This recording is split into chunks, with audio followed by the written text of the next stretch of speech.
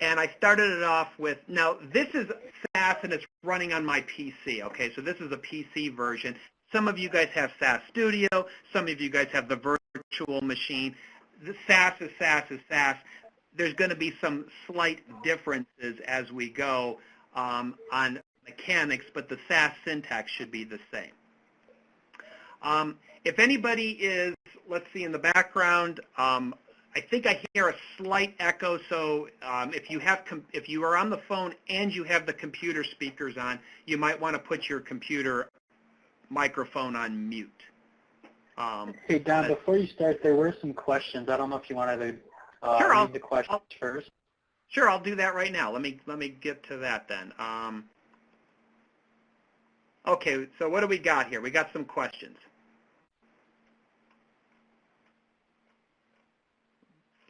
What questions do we have here? What is the purpose of, what was the purpose of Moneyball Test Random? The purpose of Moneyball Test Random is I wanted to show you what your test file should look like when you hand it to me. It should have an index number and it should have a prediction. The predictions were generated using a random number generator. So there's no semblance to reality there. But that's just for you to see what they're supposed to look like. Does that make sense to you? Do we have other questions here?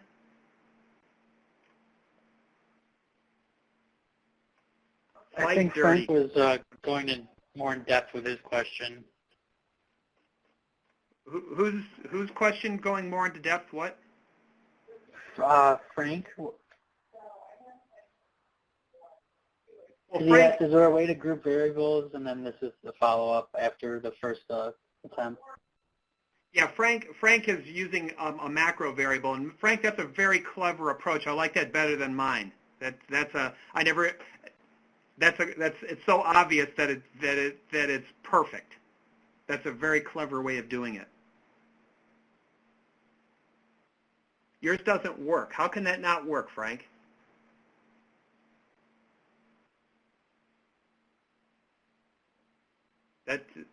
I'd have to see your syntax. Maybe if you send me the code, I'll take a look. There's probably a typo somewhere. Can we fix the outliers first before we start building the trial model? Yeah, you can fix the outliers first, but you don't have to. I would just try to I would start by fixing the missing values. That's what I would do first. Okay, well, Frank, if you can't get it, then send me the code or send it to one of our TAs, and one of those guys should be able to fix it. I mean, it's probably, like I said, it's probably just a typo. Okay, and we have Anne Marie is on the phone. What does she have? She's typing something.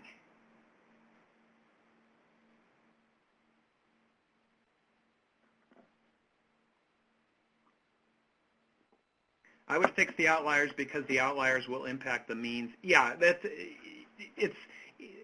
their question was, would you fix the outliers, or would you fix the missing values and the outliers and then build a preliminary model? And I said you can do it either way. You're going to eventually have to fix the outliers, Anne. And you're right, you're going to have to do that. But I think it was Frank's question or Richard's question was that, do you have to do that first? And I'm saying not necessarily. If you want to use as a baseline, like this is not fixing anything, this is what I got, and then you could start handling different outlier techniques. That's, as a follow-up. You should be building several models before you, don't just hand the first one out to me, hand me the first one you create. The thing that I noticed last quarter, your adjusted R-squared did not seem to predict accuracy. What I noticed was the students who loved on the data set. They took the data set and they tried different things, and they tried all, they really worked with it and embraced the data set. Those were the students, forget their adjusted R-squared, those were the students who did great. The students who threw something together at the last minute and handed me the first model, they did bad. So In fact, I'll even show you how I grade this thing at the end. I'll even show you the grading program. So let me get started here, unless anybody has any follow-up questions. Okay, so what I'm going to do is there's lots and lots of ways that I could start this program. What I'm going to do is I've just got some macro code up here, and you could hard code this stuff in. I just like macros because I personally find them the easiest way to use things. So I have this macro code, but you could just as easily be doing something. We had a question. Would you read the question for me, Brett, that Ram just asked? Yeah. Ramesh asked, can we also send more model outputs and get it evaluated later on, making what is our best model in others? Sorry, marking what is our best model in others. No, for this thing, all you're going to do is hand me one thing at the end. You can after it's graded, I will let you try more if you're really that interested. But for this one, pretend like this is the real world and I'm your boss, and you're going to put a model into production. Your boss doesn't let you do doesn't give you a do-over here. This is, if you want a do-over, you should be working on the insurance problem as well. So this one is, you're going to hand this in with your project, and that's your grade. So, you don't get a do-over is, I guess, the answer to the question. Is that okay, Ram? Okay. So, anyway. He also asked, is there for us to evaluate our other models then? Is there a way for us to evaluate our other models then? Well, the way you can evaluate your model is maybe by, you can compare one model to the other by using, let's say, you could look at adjusted R squared, where you could say, I've built 3 models and I'll take the best adjusted R squared. My complaint with the adjusted R squared is I had students who were panicking because they only had an adjusted R squared of like 33. And they're like, this has got to be a bad model. No, not necessarily. I would say that if I had a model that had 33 versus 23, I would go with the 33. But just because you have a 33 and your friend has a 43, you guys were working totally different ways. Don't worry about that. But if you had I would maybe take my highest adjusted R squared. Or if I had 2 models and one had like a 33 and one had a 30, but the one with the 30 was more explainable, was more understandable, then I would go with that one. I would, don't look at these adjusted R squared or these AIC values or something. Don't look at that as like, the burning bush talking to you. This thing is going to be something that you have to put a lot of subjective assessment into the process. Okay, let me get started here. Okay, right here, I'm just going to start this guy off. These are some macro variables, but I could just as easily do something like this. I could just do libname, and then I would do, Fred, and then I could do this whole path this way, And this is a path on my computer to the data. So I could do something like this. Whoops. And then I could do something like proc print, data equals Fred dot, and then Moneyball. And I'll print the first 3. I could do something like this. I'm just showing you that this is a brute force way to do the same thing. I just like a little bit more flexibility that macros give me. And for some reason, this didn't, print. How about that? Hopefully this will work. And there we go. I've just printed the first 3. So I'm not going to do this. I'm going to stick with my macro variable. So I've got a macro variable called inFile, and that's going to print that's going to be the same thing as Moneyball. So let's start off with what would I normally do. Again, I'm going to show you guys very quickly. Let me open up the class shell. This is our class shell. And what I want you guys to do is under this tab, General Information, let's expand that. I have links, okay? And right here, Sync Session Recordings Unit 1 OLS Regression. If you expand that, This is the recording for last quarter.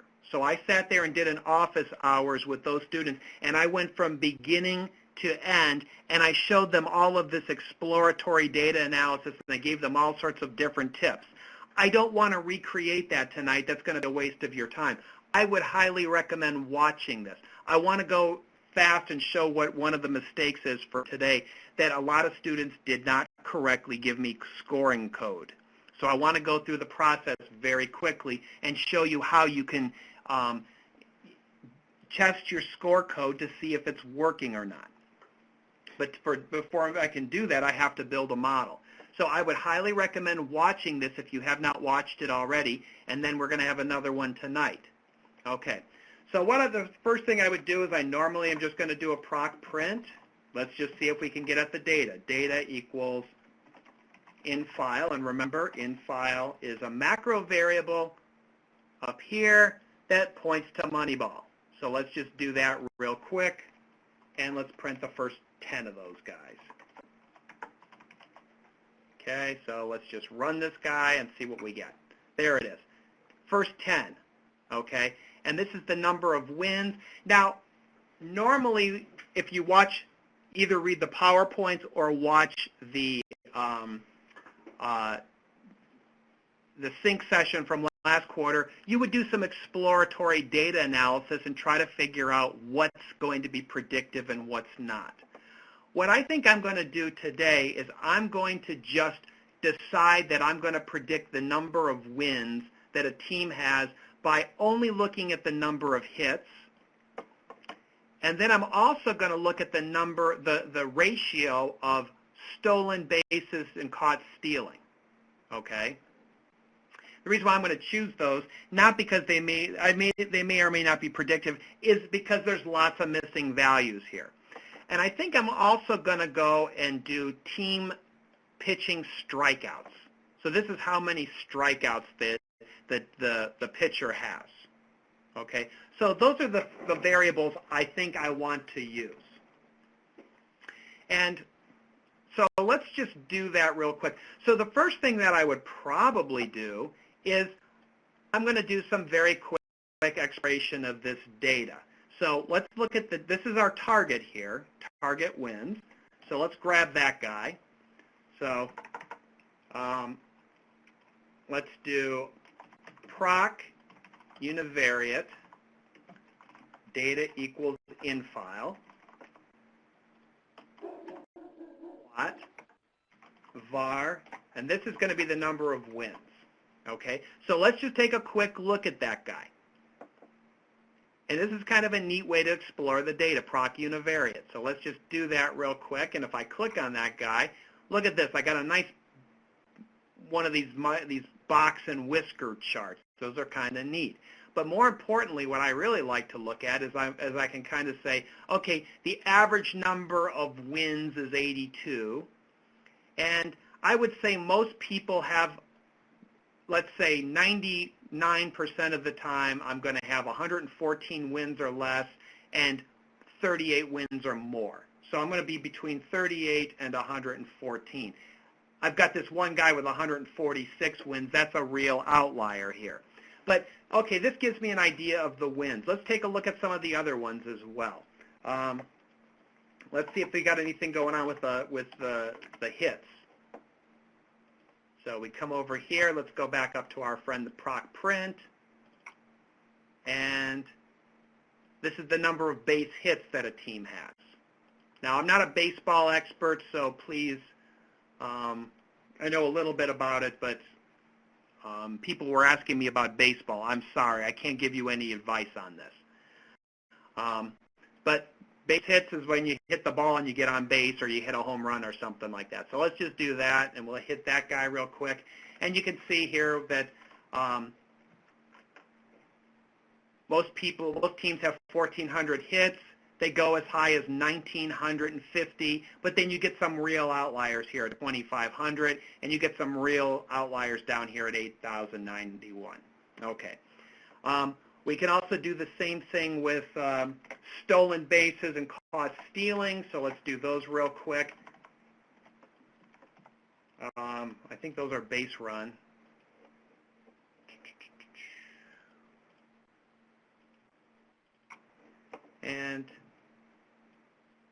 This is stolen bases is when you're on base and you run over and steal a base when they're not looking. So you get over to second. So that's stolen bases, and this is caught stealing. You can see I've got some missing values. We're going to do something with that in a minute. I'm not going to do anything with this, actually. We're just, I'll just show you how to look at it. We're going to create a new variable, but you can see I've got caught stealing and stolen bases there, and then finally we're going to do something with pitching as well. Let's just do this. Now, again, this is not the way that you're supposed to be building a model. You should be doing a lot more exploration. I'm just pulling data or variables out almost at random here. They're probably going to be predictive. Your model should be much better than mine. So let's do this really quick. This is the pitching. Let's see what we can do with that.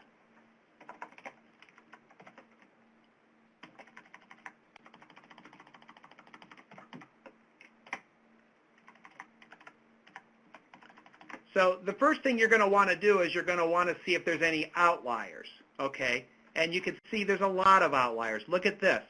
I've got pitchers here at 813 is the average number of strikeouts per season, but you can see I've got some guy up here with 19,278.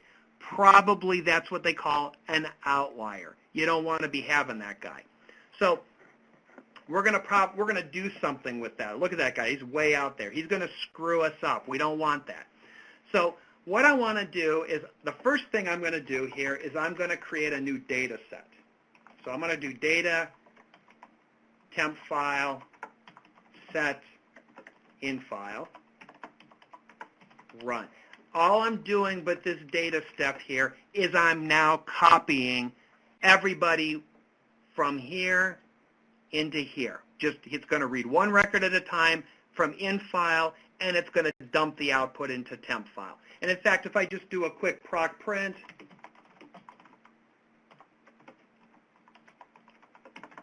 oops,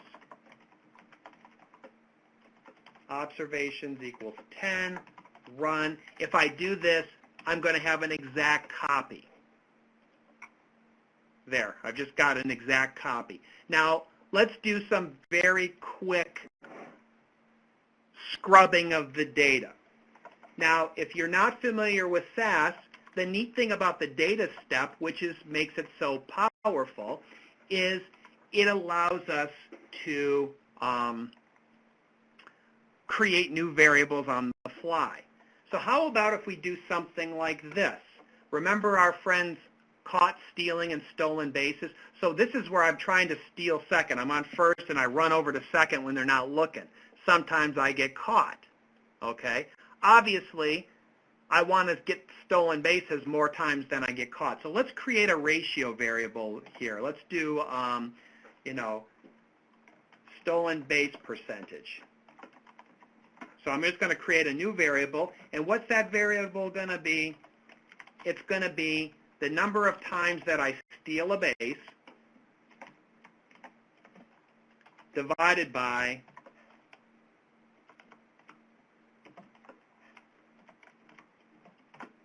that guy right there. So the number of times I try to steal a base, I steal a base divided by the number of times I try to steal a base. Is there anybody who doesn't see what I'm doing right there? Got any questions on there, Brett?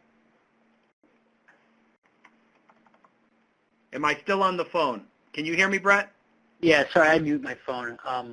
Okay. Ramesh is asking, will be supplying the best model submitted for comparison to our models? Will I provide the best model? No, the best model was by Raymond, our TA. He beat my model last quarter. So you'll be up against a few people. You'll be up against my model and Raymond's model, and the better your model does against some various models, the more points you're going to get. I had 3 students last quarter defeated my model. Nobody defeated Raymond's model. So that's what you're aiming for is Raymond's. So there you go. So okay, so right now I've got this stolen base percentage. Let's just see if I've got this thing if I run it. And there it is. I've got a stolen base percentage. But whoa, look, I've got some missing values. Why? Because I have missing values right here. I have to do something with that. Okay, why? Because if you don't fix these missing values and then you dump it into a regression, the regression's just going to throw that variable, that record away. So we got to fix this. So what I'm going to do is I'm going to do two things. One is I want to create a flag. Sometimes the fact that a variable is missing can be highly predictive. So I'm going to create a flag. I'm going to call it flag stolen base percent missing. Or, well, let's just say stolen base missing. Or fixed. We'll call it fixed. And so that's going to be a flag. It's going to be a 1 or a 0. And if this value is missing,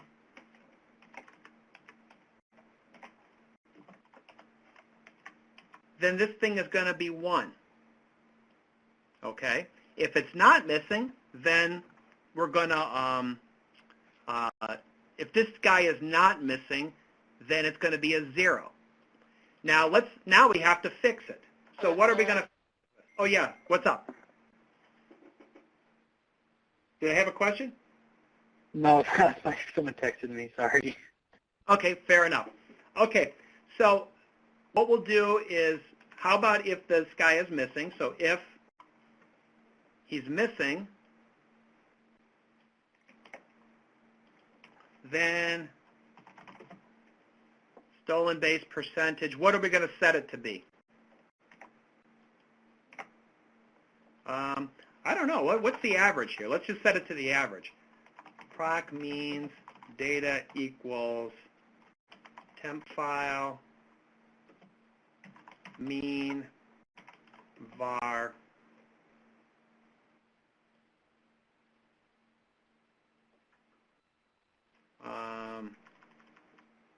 stolen base percent.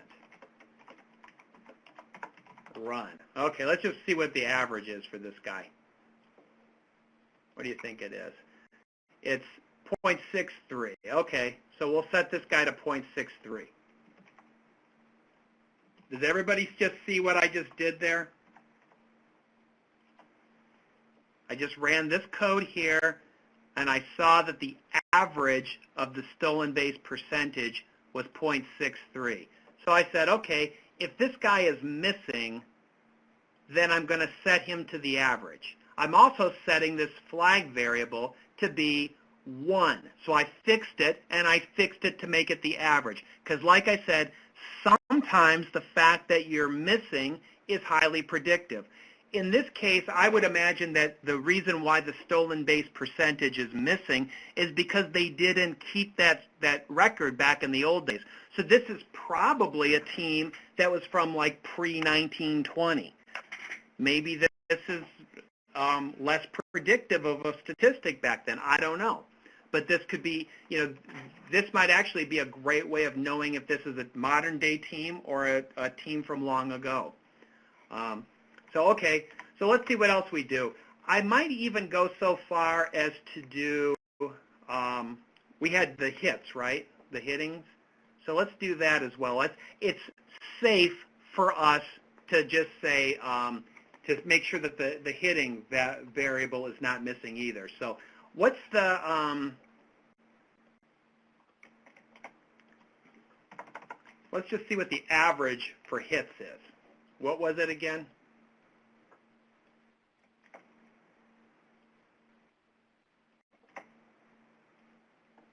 The average for the number of hits is 1,469. Okay, so let's just say that if for some reason I don't think any of the hitting values are missing, but you know what? It's nice to play it safe. So let's say here. Okay. Miranda J is asking, he says, but is the flag is going to affect the target wins or be predictive to number of wins? It might be predictive to the number of wins. I don't know if it is, but I'm just guessing. I created it. I created the variable, and we're going to throw it into the model and see if it's predictive or not. Does that answer your question? Okay. Fair. Okay, that's all I'm saying is I'm just, the only reason why I'm doing this is I'm showing you this as a technique, okay? That's my only reason for doing it. It doesn't it's not always predictive, but I just want to show you that sometimes creating a flag variable can be predictive. And we were going to do one other variable, strikeouts, right? So let's do this one as well. Let's see what the strikeout value is.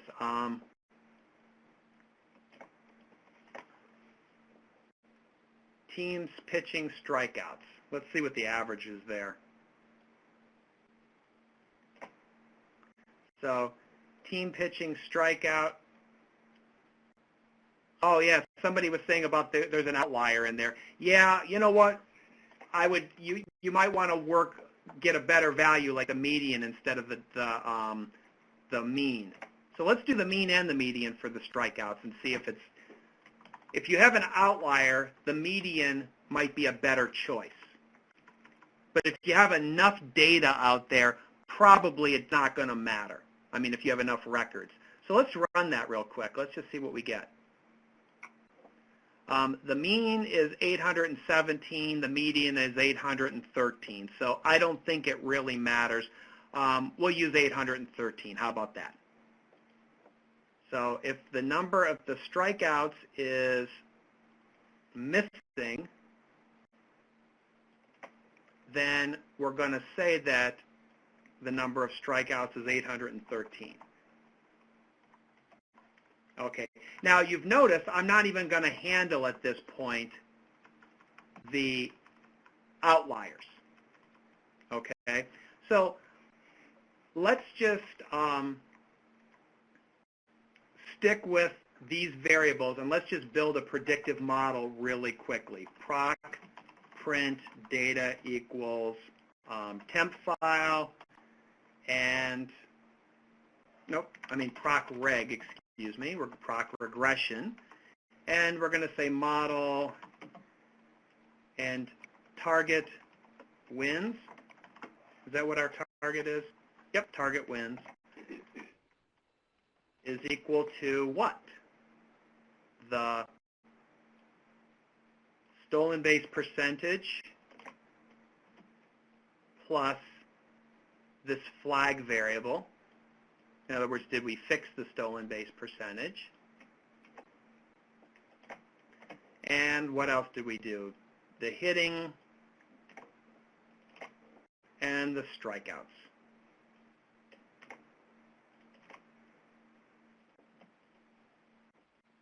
Okay, what else do we do? Run, quit. Okay, there we go. Let's just see what our adjusted R squared is here. Oops. Let me just create these variables, and let's run this guy.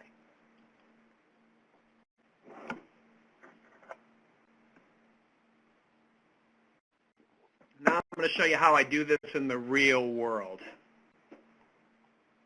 You're going to realize that in the real world, nobody looks at ANOVA tables, nobody looks at these distributions. I don't care about any of this stuff. I'm just going to go right up here, take a real quick at the adjusted R squared. Where is that?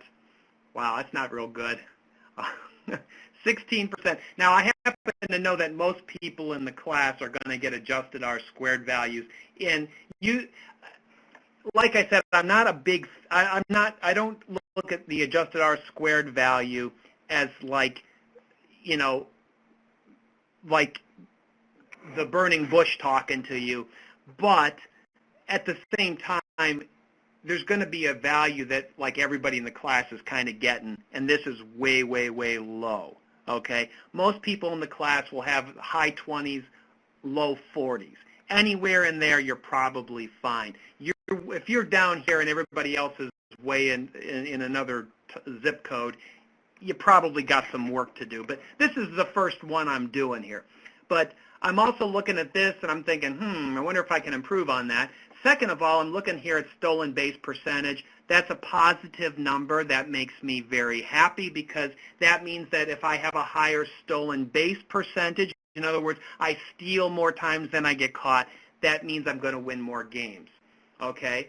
I look over here, and it looks to me like the number of base hits that I get is a positive number.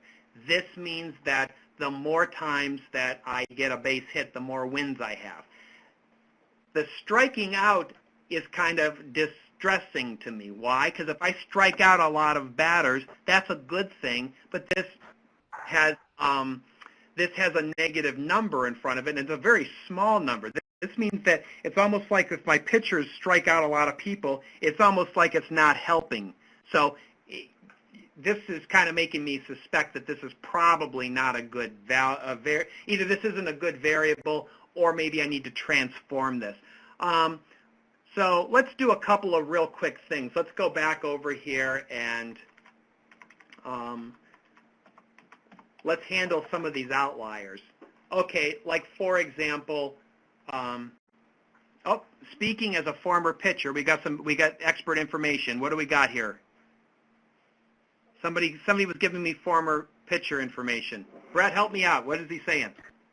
Jason is saying, in practice, that isn't the case on strikeouts, speaking as a former pitcher. And he says, more strikeouts isn't always good. Why not? I thought striking out a guy is good. I don't know baseball, so I could be wrong, but just conventional wisdom, I thought if you strike somebody out, that's good. He says it means more pitches. You have to use more pitches per game. Oh, so maybe this is one of these things where expert knowledge is actually this is why I'm a big fan of people who have expert knowledge. You will know things that domain expertise cannot be underestimated. So let's see, almost power with high strikeouts. What did he say about power pitchers with strikeouts? Also, most power pitchers with high strikeouts also have high walks. Is that the same with Nolan Ryan? So there, I see what he's saying. So in other words, it's possible that maybe the people with high strikeouts also have lots of walks. So maybe you might want to create a variable with strikeouts to walk ratio or something. So maybe something like that. So, there's stuff to do. So let's stick with this one right now, and now let's just handle the outliers. Now somebody was asking me, let's do a couple of different ways to handle the outliers. Okay, for example, the hits, okay, this guy here. Let's handle him by bringing him in, okay? So let's just say that if the team batting average, or the number of hits, is going to be greater than 2,000, then we're going to cap it at 2,000. Okay, does everybody see what I did? So I'm just simply saying if the number of hits is more than 2,000, we're going to say that you can't go more than 2,000. Okay, there's lots of things. I could do a log transform here. I could put stuff in buckets. I'm just trying to do a simple way of handling outliers. We're also going to say if they got less than 1,000 hits, then we're going to say that you are stuck at 1,000. So you can't have less than 1,000 hits. I don't know if this is good, but I want to just see what happens. Okay, let's do one other thing.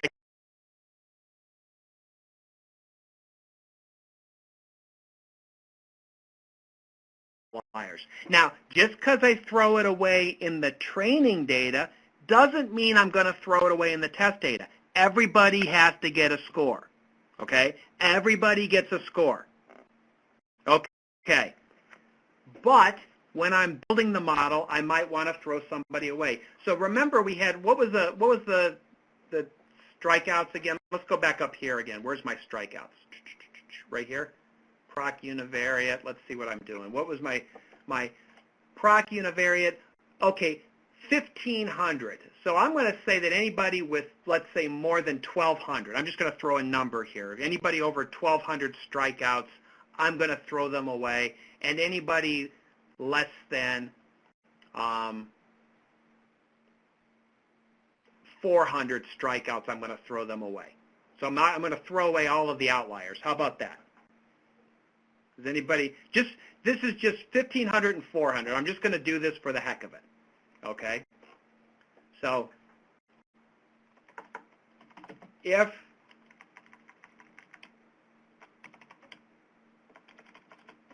the strikeouts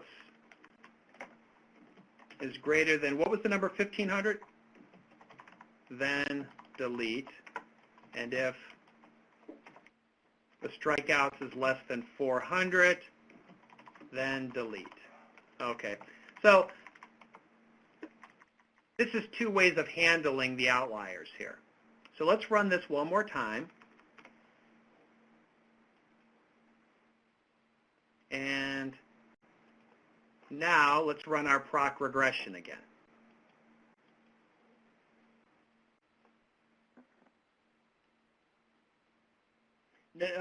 Somebody was asking about preferences of, what was the question, Brett?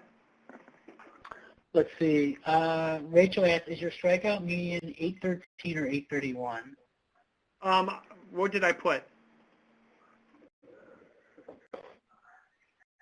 Oh, I put, yeah, it was 813. I wrote the wrong number down.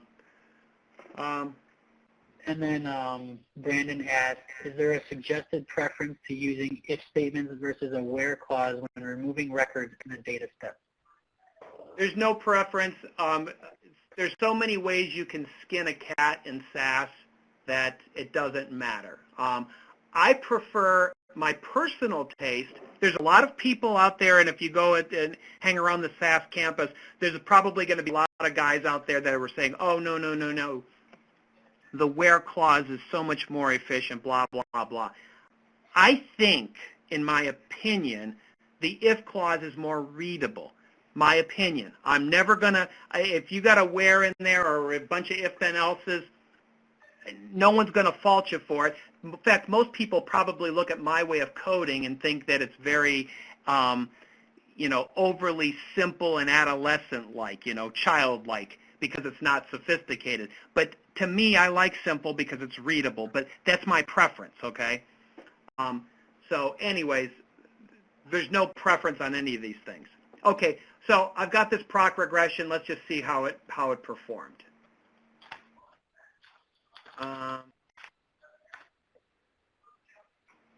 So let me think what we got here. So, well, our adjusted R squared went down, so obviously things got worse. But okay, we're going to go with this thing anyway. There's a couple more questions. Okay, what was the questions? Frank is asking, can you please send us the SAS file? I'm trying to keep up with the notes, but I can't pay attention. Oh, yeah. Yeah, I will keep this SAS file, and I will attach the file to right underneath. If you go in here, I will attach the SAS file right underneath. I should have told you guys that at the beginning, and I'm sorry about that. You should not be taking notes. You should be absorbing this information. Everything I'm doing here, I'm going to give you a copy of it. I should have done that last quarter, but I deleted it by mistake. And then there's one more question. Okay. Rana J is asking, if we throw away certain range of data in training data and build the model based on that, will there be any impact on prediction of observations and test data that belongs to out of range? Yes, it will have an impact. It will those outliers will be overly like that guy that we threw away. If let's just say with the 20,000 strikeouts in a season, that guy probably is going to end up with because the regression didn't have to take that into account. When he sees that, he's probably going to give that guy 400 wins. So, yes, those outliers, if you throw away an outlier, one of the ramifications is if you see one of these strange outliers in the future, then they're going to really just, rock and roll. But I have a way of fixing that. I did this deliberately. I wanted to show you some stuff. So throwing away an outlier is not a bad way to go, but you're going to have to do something after the fact, okay? And I'll show you what that is. Okay, so we've got a model here, and we're going to go with it.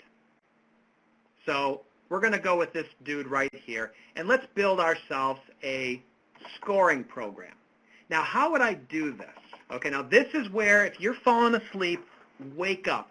You saw what I did. I grabbed the data. I did some very preliminary exploration. I didn't do any exploratory data analysis. I should, but I didn't because I did it last quarter. And if you want to see how to do that, read those PowerPoints or look at what I did last quarter.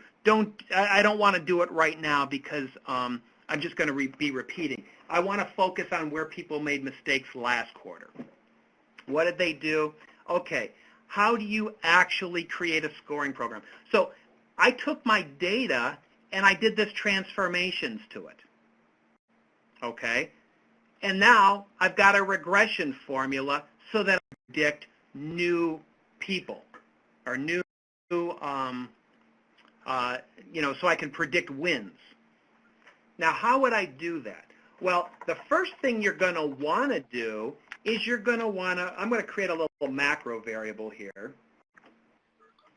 I'm going to create a variable called score me. And that one, I'm going to start off by making it this guy. Okay, and you're like, well, Don, why are you doing that? Well, you're going to see.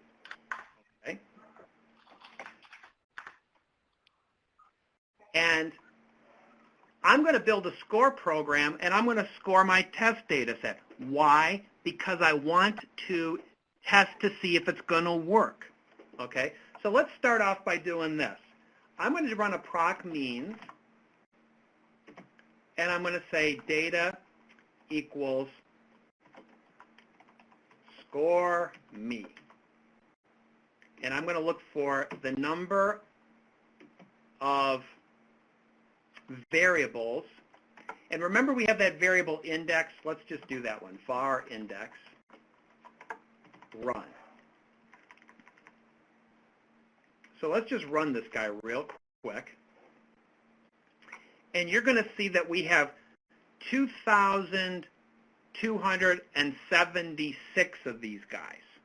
So we better have 2,276 answers when we're done, right? That's how many are going in. So remember what I said, everybody needs a score, right? Okay, so let's start off by doing this. Let's do data, and let's call this file output file. Well, in fact, I'm even going to give it a, what's our library name? Our library is called BB for baseball. BB.output file. And in fact, I would even probably call it DKW from Don Wedding, section 55 out, or something like that. Or what you guys have to, I would like it if you put your name in there too. So call it, wedding. How about that? Wedding. And if you have your section in there, sometimes that makes my life really easy. So we'll call this wedding 55. How about that? And set, what do we want here? Set score me.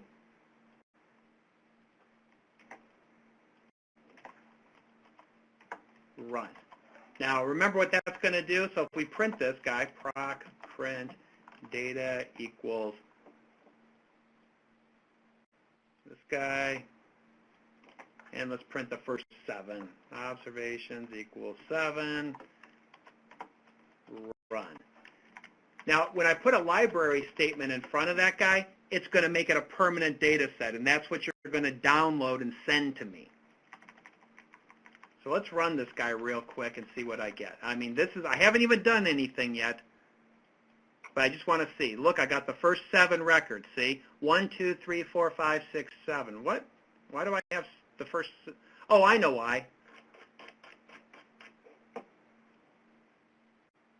Yeah, 1, 2, 3, 4, 5, 6, 7, 8, 11, 12. These are the test data set, right? This is what we're doing is the test data set. Okay. So that's just copying stuff. Now, how do we do the scoring program? Well, remember, if we do the scoring program, what we got to do is everything we did to the training data. Well, let's first of all do this. Let's quickly open up our data set, Moneyball test random. What's the test file got to look like when you hand it in? It's going to have index and this guy here, P target wins. That's what I need. I've got to predict the number of wins and I've got to give me an index. Why do I need the index? Because I'm going to have to match it up with the real value. Some students just gave me the P target wins. I can't do anything with that, and you're going to lose all your points. I need the index, and I need the P target wins. That's what I need. So let's just do P target wins, and let's just set that to 0 right now. And we're going to keep the index, and we're going to keep P target wins. There you go. Let's run this guy and see what it looks like. Look at that. Has the index and the number of wins. Okay, we're halfway there. But you're probably going to want to also see if you got all of your variables there. So let's do one other thing. Proc means data equals wedding. And we want to know the number of guys who are there and the guys who are missing of P target wins. We don't want any of them missing.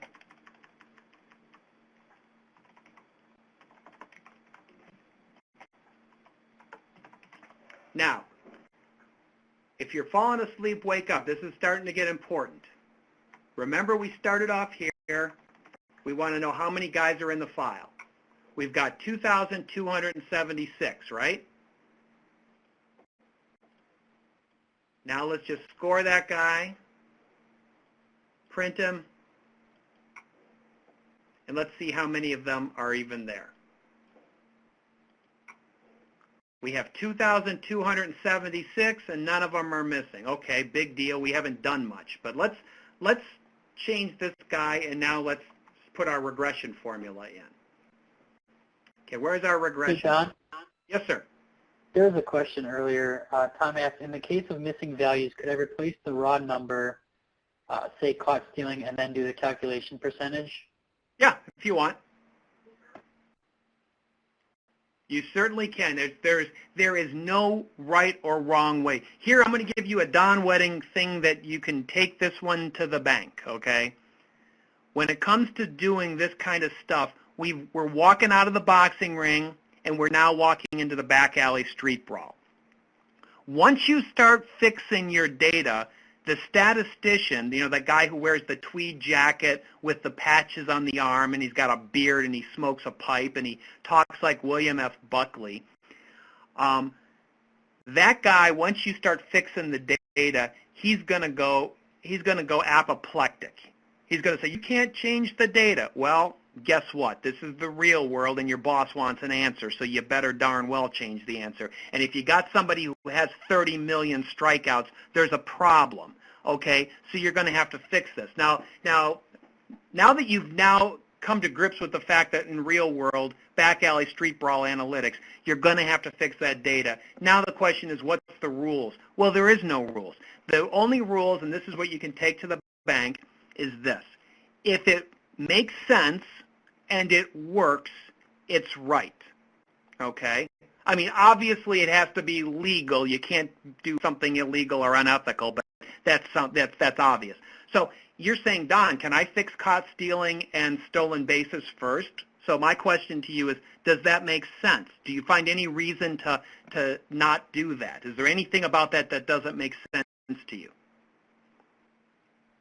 I don't see a problem with that. So that passes the smell test. You smell it. You smell the milk, and if the milk smells sour, you don't do it. Well, if you smell the milk and it smells good, you drink it. Okay, so there's nothing about that milk that smells bad. So, okay, so they passed the smell test, then I would just try it and see which one works better. Do you fix it before or after you do the ratio? I would say I would do try them both and see which one worked better. Does that answer your question? Yes, good. Okay, so let's do this P target wins. What do we have here? Let's see, parameter estimates. Okay, what did we know? I don't think this was the one. I'm getting too much stuff. Let me delete this stuff and go back.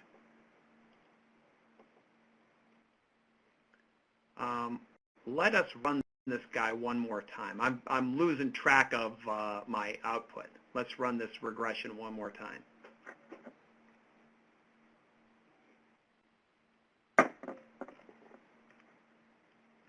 So we wait a moment, and let's see what we get here.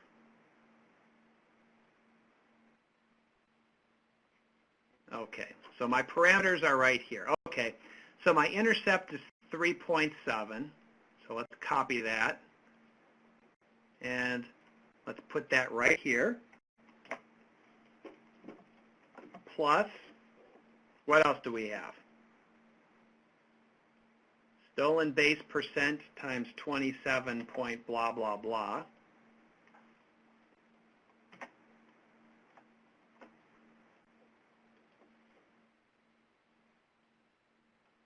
Let's put that in there.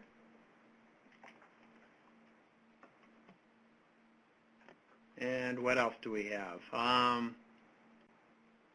This guy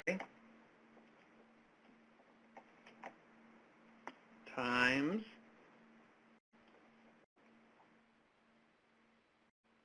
this guy. And last but certainly not least, we have, wait a minute, what else do we have? Oh, we have the hits too, didn't we?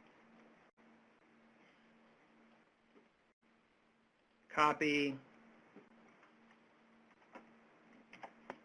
times the number of hits. Now, has anybody seen a mistake that I've made? I've made a ton of them. Has anybody seen them?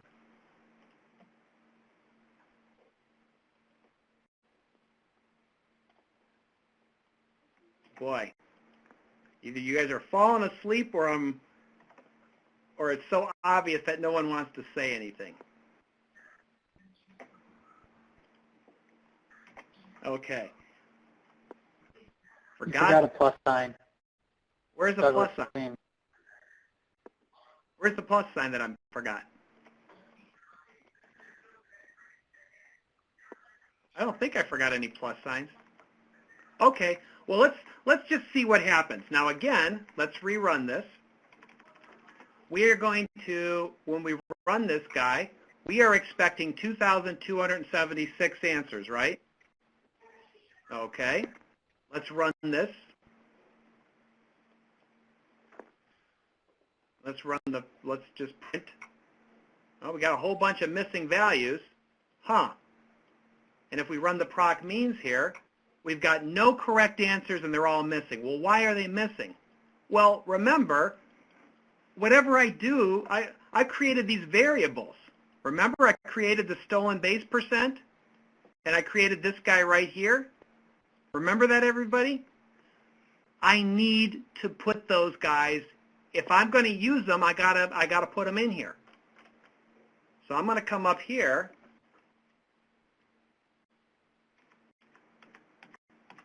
And I'm going to, remember this was the code that I did to fix the stolen base percentages. Remember that, everybody? So you have to run that code first. That's right. Now, I don't think I had any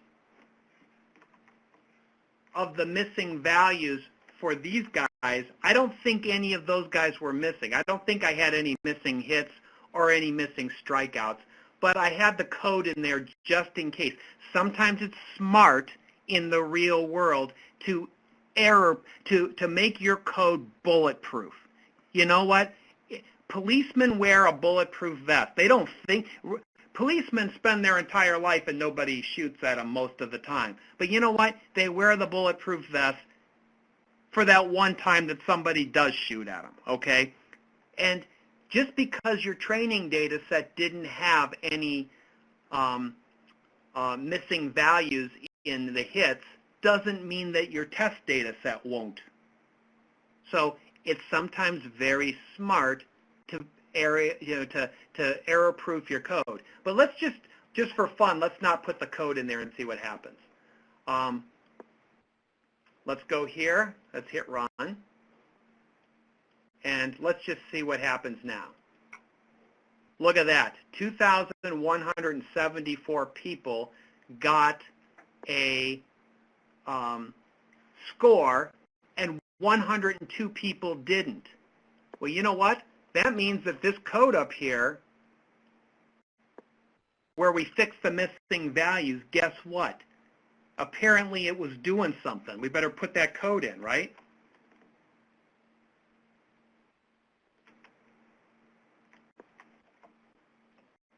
There we go.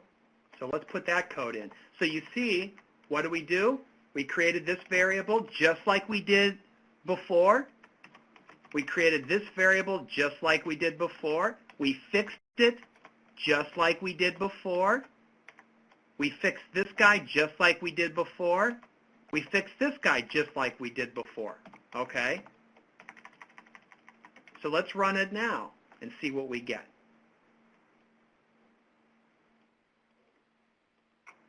And what do you know? Everybody's got a score, so we're already halfway there. But you know what? We still made a mistake. Anybody know what the mistake is that we made? Anybody? Bueller? Anybody? Brett, you're on the phone. No one's typing. Someone's typing? No index. No index. Well, no, the index is there. Yeah, it's there. I'm just not doing any analysis involving that. No, remember I went up here and I did this thing to take care of the outliers, remember? Was that with the greater than the hits and the strikeouts?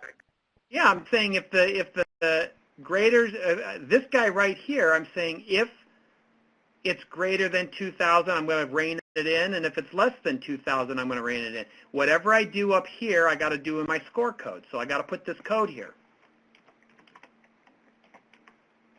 So let me put that code. So I should still have. Now let me ask you the question. Let me ask you a question. What about this code up here where I threw away some records? Should I throw away the records in the score code? What do you think, guys? Yes.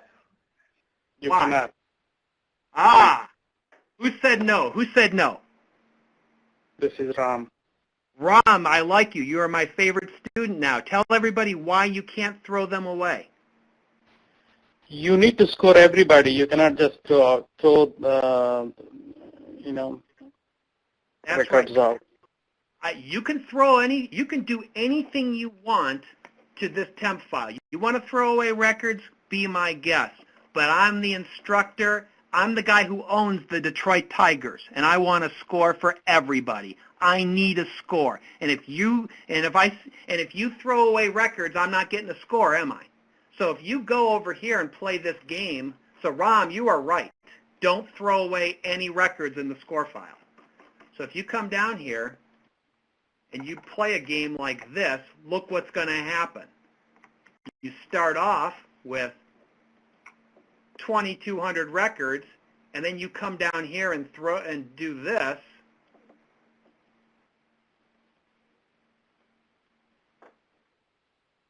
And then you go, voila, hey, 2,100, but none of them are missing. Well, guess what? You used to have 2,200, now you got 2,100. I guarantee you, if you turn in a file with 100 missing records, you're going to lose a ton of points. I don't want that.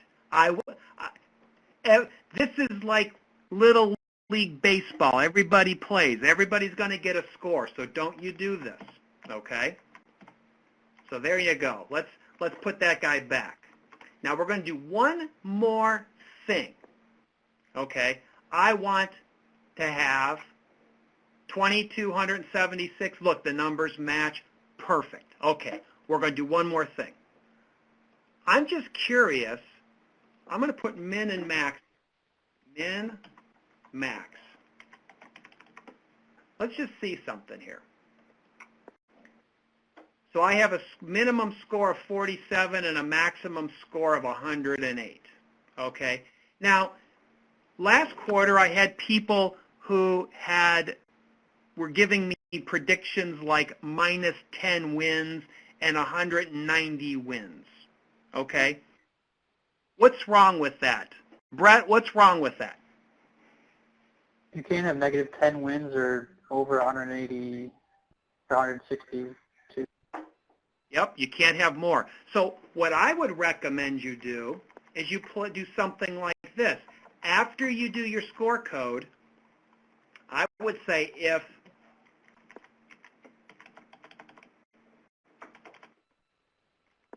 this guy is less than 0, then, I don't know,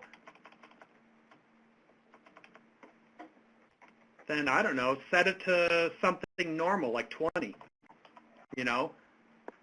Or, in other words, don't let anybody have less than 20 wins. Nobody ends up with less than 20. But if nothing else, do not give me a score that's negative. It's impossible, okay? You got to look at your final output, and you have to do the smell test. Everybody go tonight after you hang up and get your milk out of your refrigerator and sniff it. And if it smells like it's sour milk, you don't drink it. And the same thing with your data. You go and you say, hey, does this make sense? If it doesn't make sense, if you give your boss minus 10 wins as a prediction, you're going to get fired, okay? Because he knows, he may not be a mathematical genius, but he knows you can't have minus 10 wins. You better do something about that. Now, I would go so far as to do something like this, not let anybody have less than maybe let's do 50 wins. I don't know. You know, find some number that you think is reasonable, okay? And maybe you can also say you can't have more than 105 wins. So if it's more than 105 wins, then we're not going to let the guy have more than 105. You know, I'm throwing these numbers out of thin air, but you know, put something like this in at the very end. This is gonna make your code bulletproof. You know, once you walk in there and you got George Steinbrenner staring at you and you say minus 115 wins, you're fired. Okay? He fired Billy Martin for less. You don't want to be. Once you do this, you lose all credibility forever. You never get it back. So you make sure before you hand me a data set, nothing possible could go wrong. So let's do this. And then let's just print the answers. Let's just see what we got. Look at this. We've got all this. You know, you can keep them as real numbers if you want, or heck, if you really want, let's round them.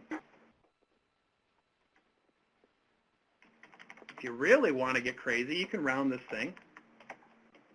You don't have to do this, but you can if you want. Round it to the nearest 1. Let's see what we get now. I think this is the syntax for that. Look at that. See? Easy as falling in love. And then you just print this, and look at this. My least is 50. My most is 105. Everybody's got a score. I'm done. No, I'm not done. Why? Because this is my training file, remember? Now that you know it works, we tested it on the stuff, and we know it works. Now we're just going to do this. We're going to run the test file.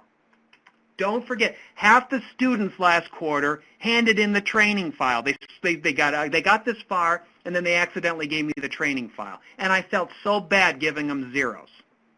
I like my students, but you know what? I'm the boss, and you've just handed me something that is irresponsible. I'm a guy who owns a baseball team worth $1 billion, and you didn't take 1 minute to make sure you handed me the right file. What's wrong with this? You don't do that in the real world. You give the boss bulletproof answers. Okay, so here we go. Here's my test file. How many people are in there? 259. I better have 259 in my answer key. Let's run this. You run it. Let's print it. Make sure it looks pretty. Look at that. Looks pretty as you please. Let's see what we get here. We have 259 answers. None of them are missing. The minimum is 54. The maximum is 103. This is it. And what would you do? Come over here, open up the data file. Look at that, Don Wedding, section 55. And in fact, if I open that guy up, you can even see that it's all there. There you go. So that's how it's done. Do you want to save? No. So there is your answer, folks. I'm going to save this. I'm going to post this along with the recording. I'll post this code right underneath it. But let me go back and see if anybody has any questions or comments or anything like that while I'm here. Can you go back to putting the code on the screen? I have a question. Sure. Let me gotta share my screen. I noticed while we're waiting, I noticed a comment pop up, and I had the same silly reaction. Okay, go ahead. Someone said that's a hack. If p-target wins is less than 50, then hard-code it at 50. That section, I understand why you did that, and I love to do that if I think no one will see it. But isn't that masking a pretty bad problem in my model? Yeah, probably. But since it's street brawl, it's okay then. Yeah, this is street brawl analytics. Now, because remember what I said before, what if you have a guy who, remember we threw away that guy with 20,000 strikeouts? Yeah. Okay. Now that guy, we threw that record out. Now, if you were to put that guy back in the model, like let's say you get a team because he was in 1903, and then I took that guy and I normalized him to 100. He played the Podunk Spiders played 3 professional baseball games in 1903. Okay, and if you normalize them to 162 games, they hit 11,000 home runs. Okay. Now, let's say we threw them away during the development phase, when we were training the model. Now we put them back in, and all of a sudden, if you don't put this code in there, you get 11,000 home runs, and all of a sudden these guys get 11,000 wins in a 162-game season. That's not possible, okay? And in fact, if you end up with a season where the guy is going to get like 154 wins, it's not going to happen, okay? So you know that this is common sense. You can put common sense in your scoring code, okay? We used to do it all the time in insurance. Heck, ours wouldn't even have common sense built in. It would just be a matter of, gosh, we're trying to penetrate this market for, people, college kids. So, if age is less than this, then we're going to give them a 20% discount or something. They will put stuff like this in there all the time. This is not a boxing ring. This is a street brawl, okay? And you got to give your boss something that, this is a hack. I get that. I understand what you're saying. If you are a pure statistician, this is a hack, and they're going to be coughing up their skulls when they see this. Guess what? You're going to go out there in the real world and you build a model. Which do you think George Steinbrenner would rather see? A prediction of 50 wins, saying, hey boss, hey George Steinbrenner of the New York Yankees, I'm just not going to let anybody have less than 50 wins in a season, okay? Or you give him something like you get a team with 3 wins in a season, okay? He's going to look at you like you're crazy. So put some reality in this, okay? You don't have to do this. If you're a purist and you don't like this, that's fine. I mean, I understand. I respect your integrity, okay? George Steinbrenner is going to fire you, but I respect you for this, okay? You don't have to do this. This is a technique that I recommend, but like I said, I might be wrong. I do not have all of the answers. I'm giving you nothing more than experience from me. I've used to do this, I still do this for a living, and I'm giving you stuff that I've learned. Some of my skills and techniques are right.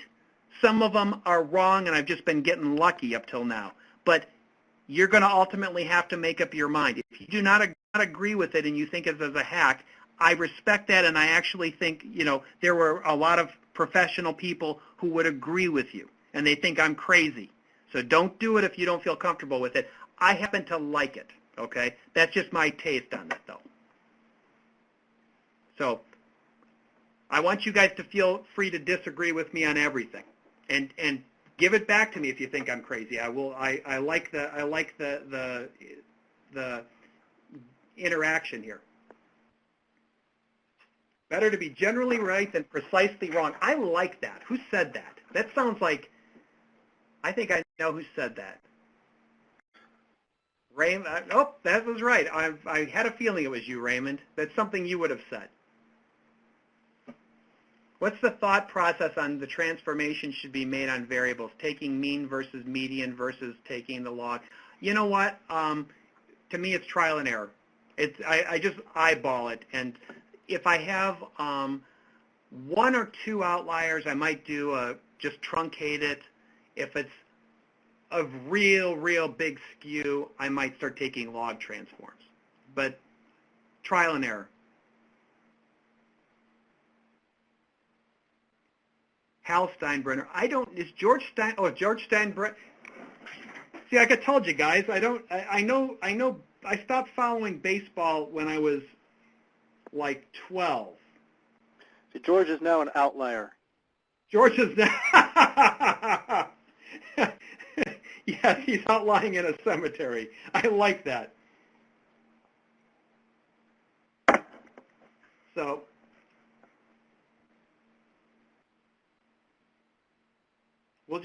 I'll address questions and comments here. Has everybody here watched the other video, the first video? Yeah. Okay. Was this different, or was this worth your time? I can't remember. I haven't watched the other one for a couple of weeks. It's very similar. There were some things you showed us, like the technique that we just talked about, which I'm going to relabel in my mind the common sense trap. That was great, wonderful. So you have some additional things now in this video that were not in the previous ones. Oh, I'm sorry if there was repeats. I did not want to make this so that it was just a waste of everyone's time, so I apologize. I'll try to make next quarter less redundant. I guess what I meant to say is this was very helpful, though. Okay. So does anybody have questions on something that I didn't cover? The common sense, what is it you call it, the common sense trap? The common sense trap, yeah. I call it the common sense filter, because trap implies something nefarious.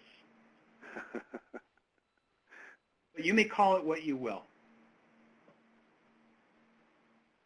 Shouldn't we be talking about, let's see,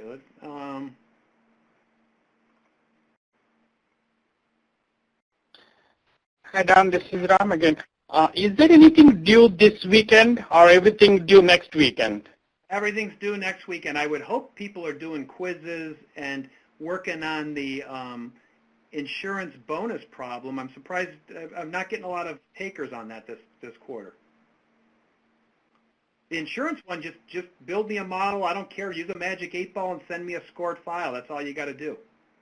I'm trying to give you guys as much opportunity to build models as you possibly can. Are the bonuses also due next weekend? Everything is due Sunday night at midnight. Perfect, thanks. The quizzes, those are due the very last day of class. So if you have to let something go to the last minute, make it the quizzes. But those quizzes take like 10 minutes. So, you know, can we use Angus on the insurance? Yeah, you use anything. Use a magic 8-ball. Whatever you want. And in fact, if you have to use SAS for the homework. So you have to use SAS on the homework. Everything else, you can use anything you want. And you can use SAS on the homework. You got to use SAS on the homework. But if you also use Weka or Angus or R or Python or a magic 8-ball or whatever, and you put it in there, even if it doesn't translate perfectly, I will give you bonus points. The more tools you use, I will give you points for it. And people are saying stuff like, well, you know, some of these tools don't work perfectly. It's not a one-to-one translation. This assignment was sort of written with SAS in mind. Fine. Give me what you have, and I will give you points for it. Okay? I don't want perfect to be the enemy of good. Okay? Yeah, if you want. I had students using Weka last quarter. They built a decision tree to fix the missing values, and then they coded it up in SAS. And that was fine. Just to put it in your document. Put it in there, and clearly label that you think you're getting some bingo bonus. I had students who left a lot of bingo bonus on the table because they forgot to tell me about it. They're like, Don, I did this whole section in Angus, and I totally didn't know it was in Angus. And like I said, all sales are final. It depends. I'm trying not to be a jerk, but, you know, I got 75 papers to grade. Guys, I can't go back and fixing everything that's wrong with your homeworks because you forgot to label something. It's just, you know, it gets to the point where I'm grading the next batch of homework, and it's hard for me to go back. So you're better off labeling stuff and doing it right the first time, because it's very, very hard for me to go back. And depending on my mood is whether or not you're going to get any points, and it's probably not, because I'm going to be in a foul mood. Have I thrown the fear of God in everybody at this point? The Moneyball file has target wins as low as 0. Can the output variable be transformed as well? You could transform it. There's nothing wrong with that. Maybe do so I'm not scaring you, huh, Anne-Marie?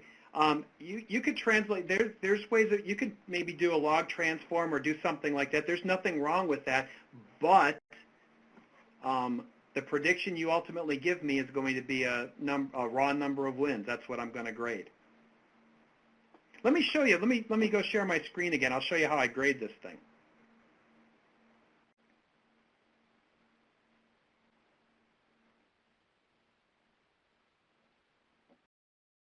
Okay, let me save this guy.